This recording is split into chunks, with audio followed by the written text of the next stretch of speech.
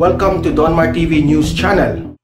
Okay, sa vlog na ito, pag-usapan natin itong si Martin Romualdez, nakita sa Cebu, nag-inspeksyon sa bigas. Okay, yan ang ating pag-uusapan. Pangalawa nating pag-usapan ay itong SMNI na ipinaimbestigahan ito ng Kongreso ngayon kung sila ba ay matanggalan ng prangkisa dahil meron raw silang fake news na naipalabas tungkol kay House Speaker Martin Romualdez. So ito yung dalawa nating pag-usapan. Ayan, makikita mo sa picture si Martin Romualdez nakaganon sa bigas. At itong SMNI, kita mo si Pastor Apollo Kibuloy with former President Duterte, ang kanilang programang SMNI. Gusto itong tanggalan ng prangkisa ng Kongreso. Ito ba ay matatanggalan sa investigasyon ng Kongreso? At yan ang ating pag-uusapan. Pero bago ang lahat, bago natin ito pag-usapan, help me na i-like at i-share itong video natin sa Facebook at sa YouTube para kakalat ito sa taong bayan, mamulat ang taong bayan sa katotohanan. Okay? Sabay-sabay tayong mag-like, share sa Donmar TV, Facebook at YouTube. 1, 2, 3, go! Thank you. And also guys, i-subscribe, i-follow nyo na ang Donmar TV para lagi kayong updated sa mga balita na kagaya nito. Okay? Sabay-sabay tayong mag-follow, subscribe sa Donmar TV, Facebook at YouTube. Ready? 1, 2, 3, go! Thank you. So, unahin natin itong trending na trending ngayon, itong si Martin Romualdez. Okay? Nag-trending itong kanyang larawan at saka may video na akong ipapakita sa inyo na talagang siya talaga yung nagmaneho para ilagay yung bigas sa plastic. Ayan ha. Si Martin Romualdez. Nagpapakita na naman sa media with lots of camera around him. Okay? So ipapakita ko sa inyo yung ginawa ni Martin Romualdez at tayo ay magre-react dito. Okay? Let's play the video. Pero inoff ko itong inoff ko itong audio na ito kasi may tugtog kasi makapiright tayo. Okay? Play. Ayan. Si Martin Romualdez yan. Diba? Maraming camera. Talagang nakafocus sa kanya. I think sa Cebu ito dahil ngayon lang ito kumakalat sa social media. Dinownload ko ito at in-upload. Ayan. Si Martin, magaling si Martin Romualdez maghukay ng ulitin natin. Ayan. Siya talaga ang timbang in Bisaya, that's tinitimbang. Tinitimbang yung bigas ni Martin Romualdez. 20 pesos per kilo raw yan. Programa ng government ng Cebu. Ayan. Ang galing-galing ni Martin Romualdez. Di ba? So, ayan. So, maraming mga sari-saring reaksyon dyan. May nagsasabi na nagpapa-epal raw itong si Martin Romualdez. No? Ayan, 45 pesos yan per kilo. Pero sa Cebu, kumakalat yung balita na 20 pesos per kilo yon. No?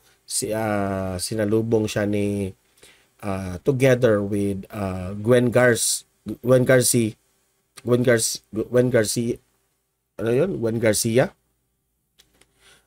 Yung governor ng Cebu, silang dalawa. Pero usap-usapan na yung bigas na 20 pesos per kilo raw dyan sa Cebu, programa yan ng government of Cebu. Kasi maraming nagtatanong na, bakit sa Cebu lang yung 20 pesos per kilo? Bakit hindi buong bansa? So yan kaya pala, yung 20 pesos per kilo, programa pala yun, ayuda pala yun ng mga mahihirap sa Cebu. No? Programa nila na 20 pesos lang sa mga mahihirap, program of government para parang yung mahal yung bigas pero minura nila yung presyo para sa mga mahihirap. Yun. Mayroon ring mga vloggers na nagsabi na hindi raw ito programa ng House of the Representatives kasi baka maraming nagsasabi sa comment section na credit grabbing yung ginawa ni Martin Romualdez. Programa yun ng Cebu government. Bakit siya nandun naka-picture, naka-video, di ba? Yun ang sabi-sabi nila. Pero hindi, wala pa akong detalye dito. Pero ang sa akin lang, no, this is confirmed na hindi ito programa ng House of the Representatives. Okay? Pero maraming nagtatanong bakit si Martin Romualdez, marami ngayong mga larawan at mga videos na nagpupunta sa palengke. Okay? Na tatandaan nila yung ginawa ni Mar Rojas. Di ba? So, ano ba? Ang tanong lang dito, anong gustong ipalabas ni Martin Romualdez dito sa mga media ngayon? Na laging nasa media, di ba? If you can notice, laging nasa media si Martin Romualdez. Ngayong week naman, ganito yung gimmick niya. Pumunta ng mga palengke. Merong mga camera. Okay? Now, ang tanong, napaisip tuloy yung mga netizens, taong bayan, trabaho niya ba to? Trabaho ba ito ni Martin Romualdez? Ayan nandyan pa nga si Erwin Tulfo yung nakatawa. Is it really the job of the House Speaker of the House of the Representatives na mag-ikot sa buong Pilipinas to inspect the pricing of the ating mga food security natin? Okay? Tanong lang yan, ha? Sino ba ang ahensya ng gobyerno ang dapat gumawa dito? Ha? Tama ba na ang House Speaker yung House Speaker ng House of the Representatives ang mag-ikot? Kayo nang humusga. Di ba? So, sa aking pananaw dito, maling-mali talaga. Hindi ko lang alam kung sa pananaw ng iba tama ito. Okay? Ano bang gustong ipalabas ni Martin? Gusto mo bang tumakbo ng presidente? Kaya nagpapakita ka ng media ng ganyan, Mr. Martin Romualdez? Kung gusto mong tumakbong presidente, sabihin nyo na as early as now, parang hindi ka magmukhang epal. No? Ito yung advice lang ko sa iyo. Parang hindi ka magmukhang epal sa mga pag-ikot-ikot mo. Para malaman na tao, kaya pala nag-ikot yan kasi tatakbo yung presidente. Ganun ba? No? So, para obvious naman na tatakbo ka. Pero hanggang ngayon, nagtatanong kami, ano ba talaga? Ano bang gusto mong imahing ipalabas? Okay? So, yan, mag-comment kayo dyan, ano masasabi nyo kay Martin Romualdez. Itong ating pangalawang pag-usapan, itong balita ngayon, ito ay tungkol sa SMNI. Okay? Itong SMNI, nag-trending ito kahapon at ngayon may bagong update. Ito kahapon ito. The House Committee on Legislative Franchise has been directed to look into the issue involving the Sunshine Media Network International or SMNI, okay, after host in a program supposedly aired misleading information against House Speaker Martin Romualdez. Okay? So itong kongreso ngayon pinaimbestigahan itong SMNI dahil may fake news lang ipinakalat ang SMNI. Okay? Ito ay tungkol kay Romualdez. Okay?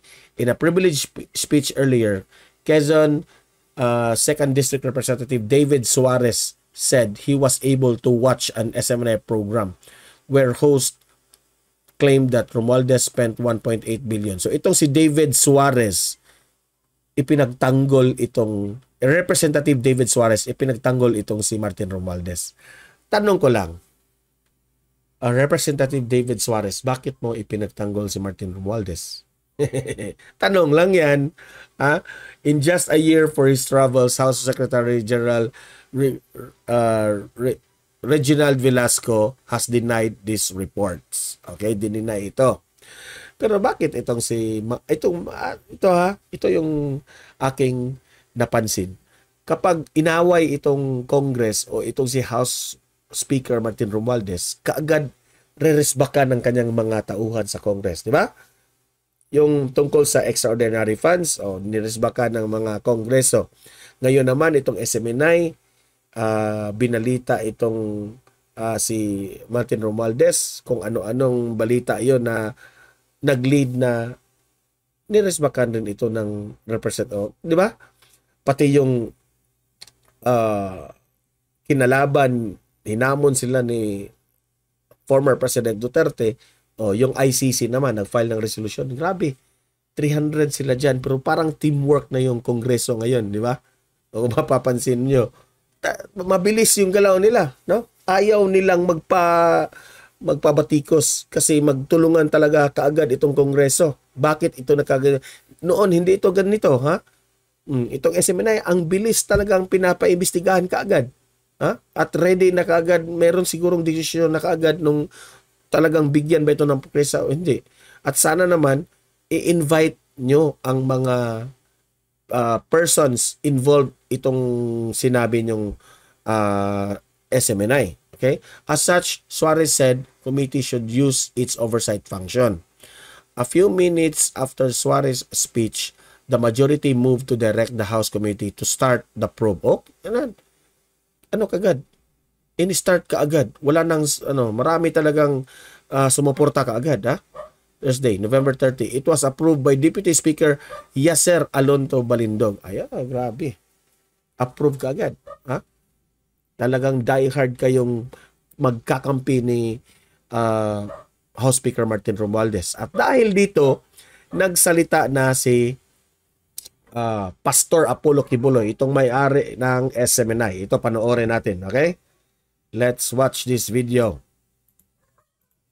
Tala, may isa pa tayong balita, Rachel. May mainit na pahayag si Pastor Apollo Kibuloy ng The Kingdom of Jesus Christ sa kanyang programang Spotlight sa mga nais patahimikin ang SMNI. Alamin natin ang dagdag na detalye sa ulat ni Sarah Santos. Huwag niyo kaming takutin na alisin ninyo ang SMNI. Pag yan ang ginawa ninyo, talagang masama kayo. Kasi ayaw yung makinig sa tama. Magpasalamat kayo sa bansang ito, merong hindi natatakot magsalita ng totoo. Amen. Para mag-guide ang ating bansa, hindi malugmok sa kadiliman. Yumayaman ba ako sa pagsasalita ng katotohanan? Hindi.